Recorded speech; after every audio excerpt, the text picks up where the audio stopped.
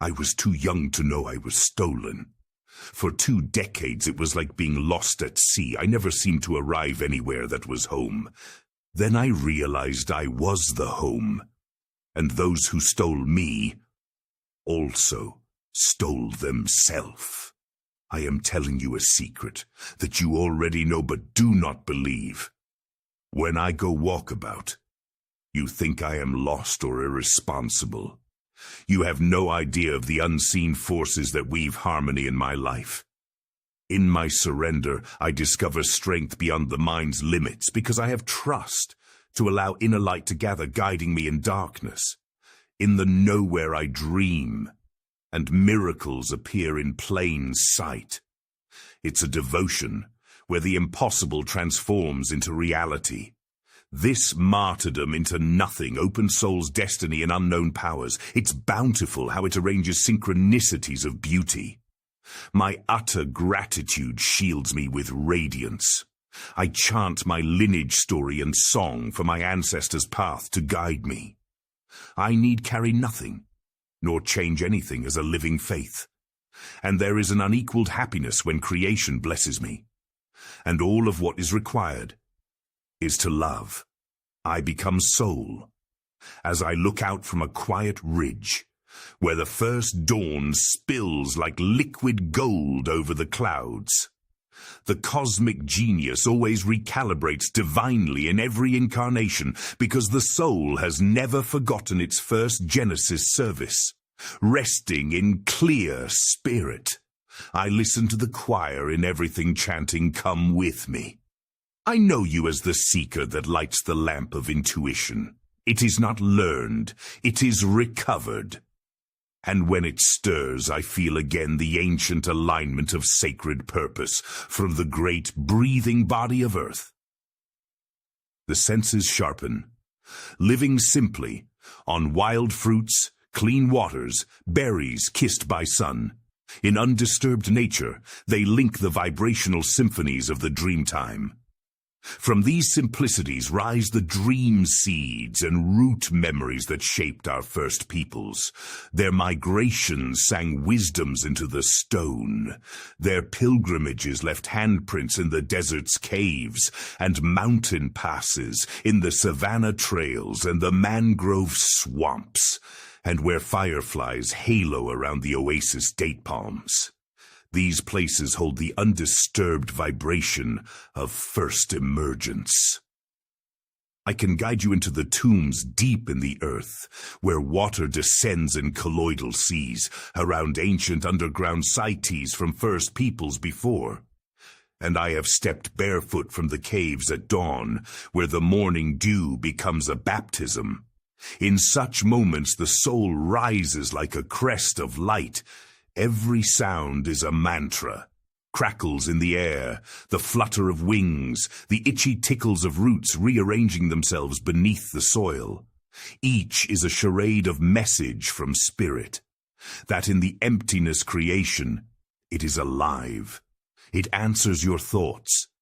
Yet it is private within you, to anyone else unconcerned. This neglect is what keeps you hostage. This is how your mind stole the opportunities of heaven to be lived. You wanted to create it out of yourself when spirit gives it you free in nature. From this still point, consciousness moves in native way, levitating gently, projecting mirages of clairvoyance into the imagination. You inhale majesty, and without effort. Ideas come not as thoughts, but as visions delivered by the soul's own dream of your future. Let me share this holy service in my walkabouts. You will see. When I rest in clear spirit, in the nowhere, I remember my first Genesis. When there's no interference, I walk gently to the rhythm of nature. I breathe in a sacred percussion of movement that glides within me, chanting softly until the forest recognizes me as kin. I rise reborn in divine mantra. Even my voice changes. A euphoric joy of gratitude swoons in my chest and being. I see every form of myself and everything else, and my tears are of joy as I am accepted. When I surrender to this, I am home. I have a lightness of being, an innocence, a utopia, an honoring of humble simplicity. Sometimes in such bliss I sing in tongues.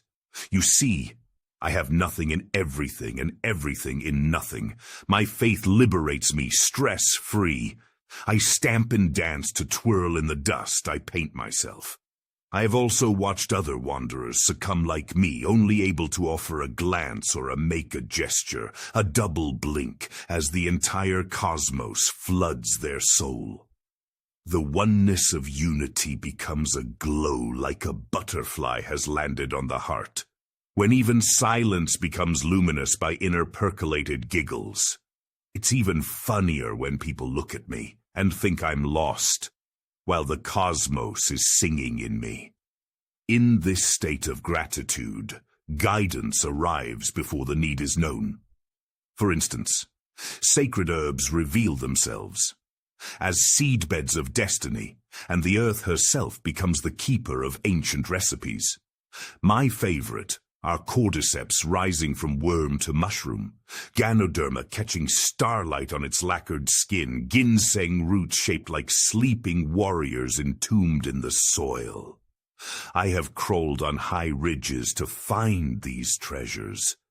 I have scraped luminous neon white bark off trees only revealed by moonlight, where the desperate can use it for pain relief. I share these memories not to instruct, but to honor the lineage from which they came. Every plant and stone is a chapter in the sacred library of the earth. And Frequencies in the Cosmic Genius reads these chapters not with the mind, but with the ancient intuition of the soul. I am a black fella, but consider these blessings. The wild crafted life can return the DNA to its source. Draw. Nature cleans perception and prepares the body to carry higher states of consciousness. It teaches the difference between mind logic and reason, in balance with the experienced craft of intuition.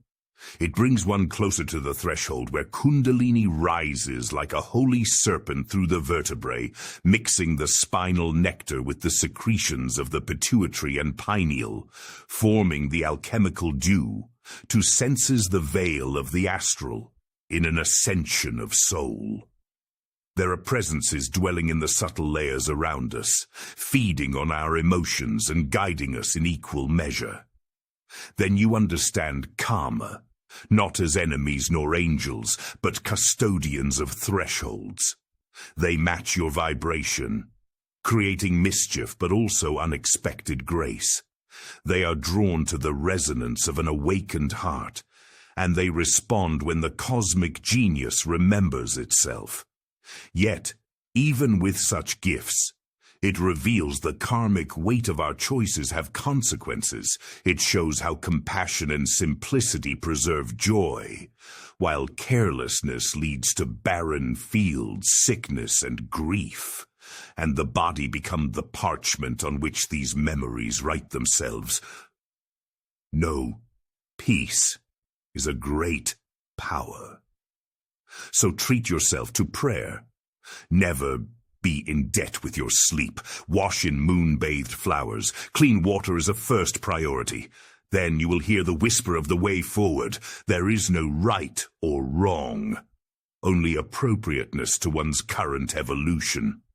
All beings are facets of the same jewel of consciousness, and until a person becomes soul-connected and can walk about, they cannot shine as the star of their own liberated destiny.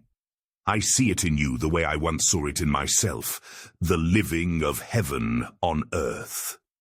When you will feel the cosmic genius awaken fully within you and remember your first Genesis service, resting in clear spirit and being at peace in nature, claim back the liberated walkabout within you. The soul in your great dream.